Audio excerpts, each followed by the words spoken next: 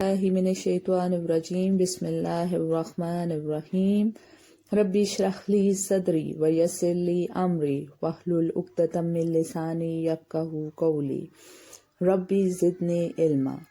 Assalamu alaikum to all the students of grade 7, and how are you all? Hope that all of you are good, healthy and taking good care of your health at home. SLOs of our today's lecture. After attending this lecture, students will be able to apply Pythagoras theorem in real life problems to find unknowns.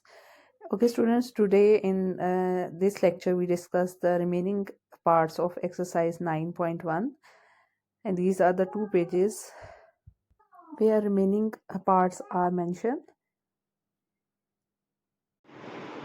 Okay students, today we continue exercise 9.1 and first of all we solve question number 6. ये आपके पास again जो है इसमें जितने भी आपके पास real life problems होंगे that all based on the right angle triangle, और राइट एंगल ट्राइंगल में अगर आपके पास कोई भी साइड अननोन हो तो उसको सॉल्व करने के लिए हम पैथागोरस थ्योरम यूज़ करते हैं.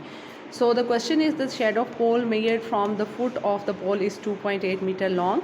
यानी एक शेडो जो पोल का बन रहा है उसकी लेंथ कितनी है 2.8 metre. And if the distance from the tip of the shadow to the tip of the pole, यानी शेडो की टिप से पोल की टिप का जो डिफरेंस है वो लिया जाए तो वो 10.5 मीटर है. Then find the length of the pole. Pole की लेंथ आपने फाइंड करनी है. अब इसको सबसे पहले हम जो है वो क्या करेंगे, ड्रॉ करते हैं और हम देखते हैं कि हमारे पास ट्राइंगल कैसा बनता है. ठीक है, सबसे पहले उसने कहा कि ये शेडो है. सपोज करिए अगर आपके पास ये एक पोल है तो इसका शेडो इसी तरह से बनेगा. तो शेडो की जो लेंथ उन्होंने दी दैट इज़ 2.8 मीटर. ऐसा ही है, शेडो की जो लेंथ है वो 2.8 मीटर है. और उन्होंने कहा है कि जो शेडो है उसकी टिप और जो पोल की टिप है, ठीक है, जो टिप ऑफ द शेडो और टिप ऑफ पोल का जो डिस्टेंस है वो 10.5 है. और उन्होंने कहा है कि पोल की आपने हाइट या लेंथ फाइंड करनी है. ठीक है, तो ये एल्टीट्यूड है आपके पास. तो अब आप ये देखें, ये आपके पास राइट एंगल ट्राइंगल बन गया. और राइट एंगल आपका कहाँ बना, एंगल बी के ऊपर बना. जब यहाँ पे आपके पास एंगल बी पे राइट एंगल बना तो इसके मतलब है कि सामने वाली साइड आपके पास हाइपोटेन्यूज है और ये बेस है आपके पास. तो हाइपोटेन्यूज जो है हमारे पास गिवन है. अब हमने फाइंड क्या करना है, एल्टीट्यूड फाइंड करना है. ठीक है, तो हमारे पास एक राइट एंगल ट्राइंगल है. सबसे पहले हम सपोज कर लेते हैं ये जो अननोन चीज़ है जिसको मैंने यहाँ एक्स किया है, इसको हम सोल्यूशन में लेट करेंगे. The length of the pole be X. ये एक्स किस चीज़ को शो कर रहा है, लेंथ ऑफ द पोल को शो कर रहा है. और गिवन हमारे पास क्या है, हाइपोटेन्यूज हमारे पास गिवन है 10.5 मीटर, जो कि ये है. बेस गिवन है हमारे पास 2.8 मीटर. और एल्टीट्यूड या लेंथ जो पोल की है वो x है और इसको हमने फाइंड आउट करना है. ये तीनों चीज़ें आपकी पैथागोरस थ्योरम में यूज़ होती हैं. और पैथागोरस थ्योरम क्या है, पैथागोरस थ्योरम हमारे पास क्या है कि hypotenuse square is equal to base square plus altitude square. ठीक है, हाइपोटेन्यूज का स्क्वायर बेस के स्क्वायर प्लस एल्टीट्यूड के स्क्वायर के इक्वल होता है. अब आपके पास हाइपोटेन्यूज की वैल्यू क्या थी 10.5. यहाँ पे मैं यूनिट को इग्नोर कर रही हूँ, जब आंसर आ जाएगा तो उसमें हम यूनिट लिख देंगे. अच्छा जी, ये 10.5 आ गया. आपके पास बेस 2.8 था और एल्टीट्यूड एक्स था. इसको हम करेंगे स्क्वायर. 10.5 का आप स्क्वायर लेंगे तो 110.25 आ जाएगा. 2.8 का स्क्वायर लेंगे तो 7.84 आ जाएगा. And x square as it is आ जाएगा. और आप इसकी पूरी साइड चेंज कर दें, लेफ्ट हैंड साइड इधर ले आए, राइट हैंड साइड इधर ले आए. अब आपके पास यहाँ पे एक्स स्क्वायर की वैल्यू निकालनी है तो 110.25 में से जब आप ये पूरी साइड शिफ्ट करते हैं तो कोई ऑपरेशन अप्लाई नहीं करना पड़ता. ये मैंने पूरी साइड यहाँ लिखी है और ये वाली इधर लिखी है. बिकॉज मुझे x का आंसर चाहिए तो पहले मुझे ये 7.84 यहाँ से निकालना पड़ेगा. तो ये दूसरी साइड पे जाके माइनस हो जाएगा. 110 में 0.25 में से जब 7.84 आप सब्ट्रैक्ट करेंगे तो 102.41 आ जाएगा. That is the x square. Square ख़त्म करना है तो स्क्वायर रूट लेंगे दोनों साइड पे, और ये स्क्वायर रूट आपने ले लेना है बाय डिवीजन मेथड, और आपके पास आंसर आ जाएगा 10.12 मीटर. ठीक है, यूनिट यहाँ मैंने लिख दी लास्ट पे. और अब ये जो x है आपके पास, इसको हम क्या कहेंगे, क्योंकि ये लेंथ ऑफ पोल थी, so length of the pole is 10.12 metre. ठीक है, ये आपके पास जो स्क्वायर रूट है इसको आपने square root by division method से सॉल्व कर लेना है, तो आपके पास ये जो है आंसर आ जाएगा. Okay students, question number 7 of exercise 9.1. Question number 7 में आपसे ये पूछा जा रहा है कि आपको 3 साइड्स गिवन है और आपने जज करना है कि क्या ये तीनों साइड्स जो हैं वो राइट एंगल ट्राइंगल की साइड्स हैं या फिर नहीं है। यहाँ पे आपको एक बात बताती चलूँ कि अगर वो साइड्स राइट एंगल ट्रायंगल की होंगी तो वो पाइथागोरस थ्योरम को होल्ड करेंगी, यानी पाइथागोरस थ्योरम को सेटिस्फाइड करेंगी। इसलिए जो आपके पास 3 साइड्स गिवन हैं उनमें से आपने उन 3 साइड्स पे पाइथागोरस थ्योरम अप्लाई करके चेक करना है कि आइदर वो पाइथागोरस थ्योरम को सेटिस्फाइड कर रही हैं साइड्स या नहीं। अगर सेटिस्फाइड करेंगी तो yes, given sides are the sides of right angle triangle, otherwise जो है वो राइट एंगल ट्रायंगल की साइड्स नहीं होंगी। नो, अब हमने ये जज करना होगा कि बिकॉज हमारे पास जो स्टेटमेंट है that is equal to statements of Pythagoras theorem, जो की स्टेटमेंट है वो है hypotenuse square is equal to base square plus altitude square.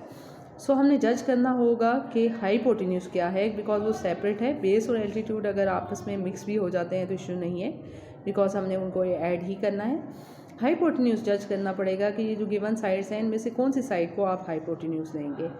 जैसा कि आपको पता है कि आपके पास हमेशा जो है ग्रेटर साइड होती है वो हाइपोटेन्यूज होती है, बिकॉज हाइपोटेन्यूज जो है बाकी दोनों रिमेनिंग 2 साइड से ग्रेटर होती है। ठीक है, राइट एंगल ट्रायंगल में जो सबसे बड़ी मेजरमेंट वाली साइड होगी वो हाइपोटेन्यूज लेंगे। तो यहाँ पे भी हम ऐसा करेंगे, जो हमारे पास मेजरमेंट्स गिवन होंगी उनमें से जो सबसे बड़ी मेजरमेंट होगी उसको हम एज अ हाइपोटेन्यूज लेंगे। सो यहाँ पे हम सी एज अ हाइपोटेन्यूज लेंगे। ये मैं आपको क्वेश्चन नंबर 7 का पार्ट 1 करवा रही हूँ, इसका सेकेंड और थर्ड पार्ट आप खुद करेंगे। इसमें से 6 को हम बेस ले लें और जो है 5 को एल्टीट्यूड ले लें, या 5 को बेस ले लें, 6 को एल्टीट्यूड, बट सी जो है वो हमारे पास क्या है, हाइपोटेन्यूज है। So according to Pythagoras theorem hypotenuse square is equal to base plus altitude square, so C square is equal to A square plus B square. ये हमने, अगर ये आपके पास ये मेजरमेंट्स इस इक्वेशन को सेटिस्फाइड करेंगी तो yes, these all are the measurements of right angle triangle. No we take the right hand side, और अगर ये इक्वल आ जाता है लेफ्ट हैंड साइड के तो यस जो है वो हमारा आंसर ठीक है। राइट हैंड साइड पहले ले लें या लेफ्ट हैंड साइड ले लें। पहले राइट हैंड साइड यहाँ लिया हुआ है, that is A square plus B square. A square क्या है आपके पास 6 है और बी स्क्वायर आपके पास 5 है। इनका स्क्वायर लें, 36 plus 25, answer is 61। Now left hand side which is equal to C square and C is the 7, here C is 7, so C square आपके पास 49 आ रहा है। आप देख रहे हैं कि लेफ्ट हैंड साइड और राइट हैंड साइड का आंसर सेम नहीं है। So left hand side is not equal to right hand side because 61 is not equal to 49. So ये जो है वो आपके पास साइड्स गिवन जो साइड्स हैं ये राइट एंगल ट्रायंगल की साइड्स नहीं हैं। अगर लेफ्ट हैंड साइड इक्वल आ जाएगा राइट हैंड साइड का के तो आप जो है वो कहेंगे कि A B C are the sides of right angle triangle, but in this question A B C are not the sides of right angle triangle. So on the same pattern आपने क्या करना है, पार्ट 2 और 3 question number 7 का solve कर लेना है।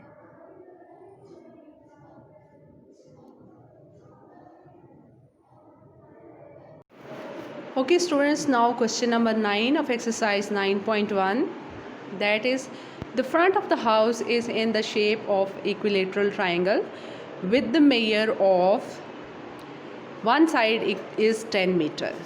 Find the height of the house. आपके पास इसके डायग्राम भी आपकी बुक में शो है।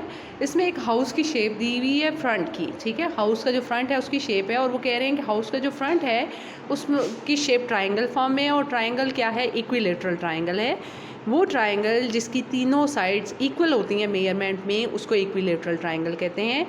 वो कह रहे हैं कि अगर उसकी एक साइड की मेजरमेंट 10 मीटर है तो आपने उसकी हाइट फाइंड करनी है। आपके पास जो बुक में फिगर है उसमें फ्रंट ऑफ हाउस कुछ इस तरह से शो हुआ है, ठीक है। ये मेजरमेंट मैंने खुद लिखी है, जस्ट शेप जो है वो ये है, यानी इक्विलेटरल ट्रायंगल है, तीनों साइड्स जो हैं वो इस ट्रायंगल की इक्वल हैं। अब आपके पास ये तीनों साइड्स अगर इक्वल हैं और एक साइड 10 सेंटीमीटर है, इसके बाद इस 10 मीटर है सॉरी, तो इसका मतलब है कि बाकी दोनों साइड्स भी 10 मीटर के इक्वल होंगी। बिकॉज हमारे पास अभी हम पाइथागोरस थ्योरम की एप्लीकेशन पढ़ रहे हैं, तो अगर हम इक्विलेटरल ट्रायंगल को 2 इक्वल पार्ट्स में डिवाइड करें तो हमारे पास राइट एंगल ट्रायंगल बन जाता है, और यही हमारे पास हाइट है जो हमने फाइंड करनी है। हाइट हमारे पास यहाँ से यहाँ तक है जो हमने फाइंड करनी है, और अगर इसको हमने फाइंड करना है तो हम देख रहे हैं कि शेप ऑफ हाउस जो है वो फ्रंट ऑफ जो हाउस है वो डिवाइड हो गया है टू जो है वो राइट एंगल ट्रायंगल में। ये equilateral triangle 2 right angle triangle में जो है वो डिस्ट्रीब्यूट हो गया है। ये आपके पास एक राइट एंगल ट्राइंगल ये बन रहा है और दूसरा आपके पास राइट एंगल ट्राइंगल ये बन रहा है। अब हमने जब हाइट फाइंड करनी है तो हम ये वाला राइट एंगल ट्राइंगल ले लेते हैं ताकि इसके ऊपर पाइथागोरस थ्योरम अप्लाई करके हम इसकी हाइट फाइंड कर सकें। हमारे पास ये मेजरमेंट 10 सेंटीमीटर मीटर गिवन थी सॉरी, और ये वाली भी हमारे पास 10 मीटर गिवन थी। अब बिकॉज इसको हमने 2 इक्वल पार्ट्स में डिवाइड कर दिया है, सो हमने क्या किया कि ये आपके पास ए डी को हमने एच से रिप्रेजेंट कर दिया और ए बी हमारे पास 10 सेंटीमीटर था, तो इसका मतलब है कि बाकी सारी साइड्स भी 10 मीटर के इक्वल होंगी। ठीक है, हमारे पास अगर ए बी 10 मीटर के इक्वल हैं तो बाकी तमाम साइड्स क्योंकि इक्विलेटरल ट्राइंगल है वो भी 10 मीटर के इक्वल होंगी। अब हमने क्योंकि बी सी जो है वो 10 के इक्वल था, हमें बी डी चाहिए। बी डी की मेजरमेंट क्या है, क्योंकि बी सी का हाफ है बी डी, तो हम क्या करेंगे कि B D is the half of B C. B C को 2 पार्ट्स में डिवाइड कर दें तो हमारे पास बी डी आ जाएगा जो कि हमारे पास 5 मीटर है। ठीक है, 10 को जब आप 2 पे डिवाइड करेंगे 5 मीटर आ जाएंगे। अब हम एक ट्राइंगल ये हाइट फाइंड करने के लिए ट्राइंगल कौन सा कंसीडर करेंगे, right triangle A B D, where right triangle जो है यहाँ पे बन रहा है। इसका मतलब है हाइपोटेन्यूज हमारे पास ये वाली साइड बनेगी, तो हाइपोटेन्यूज क्या है ए बी, और बेस आपके पास बी डी बनेगी और एल्टीट्यूड आपके पास ए डी बनेगा, जो कि मैंने यहाँ पे लिख दिया है। पाइथागोरस थ्योरम के मुताबिक हमारे पास हाइपोटेन्यूज स्क्वायर जो है वो बेस के स्क्वायर प्लस एल्टीट्यूड के स्क्वायर के इक्वल होता है। अकॉर्डिंग टू फिगर हमारे पास हाइपोटेन्यूज ए बी के इक्वल है, बेस जो है वो बी डी के इक्वल है और एल्टीट्यूड हमारे पास ए डी के इक्वल है। अब ए बी की मेजरमेंट हमारे पास 10 है, बी डी की मेजरमेंट हमारे पास 5 है और ए डी को हमने सपोज किया हुआ था कि ये हमारे पास हम इसको एच ले रहे हैं, हाइट जो हमने फाइंड करनी है। अब 10 का स्क्वायर लेंगे 100 आ जाएगा, 5 का स्क्वायर लेंगे 25 आ जाएगा, H square as it is, H square को सेपरेट करेंगे, ये 25 यहाँ आके सब्ट्रैक्ट हो जाएगा, so H square is equal to 75। अब आपको एच की वैल्यू चाहिए, हाइट चाहिए, तो स्क्वायर रूट ले लेंगे। स्क्वायर रूट आप इसके प्राइम फैक्टर्स बनाएं तो आपके पास स्क्वायर रूट आपने इसका निकाला तो 5 स्क्वायर रूट ऑफ 3 मीटर, यानी हमारे पास जो हाइट चाहिए थी, सो द हाइट जो हमें हाउस की चाहिए थी वो 5 स्क्वायर रूट ऑफ 3 मीटर बन रही है आपके पास। जो फ्रंट ऑफ हाउस था उसकी जो हाइट है वो हमारे पास 5 स्क्वायर रूट ऑफ 3 मीटर।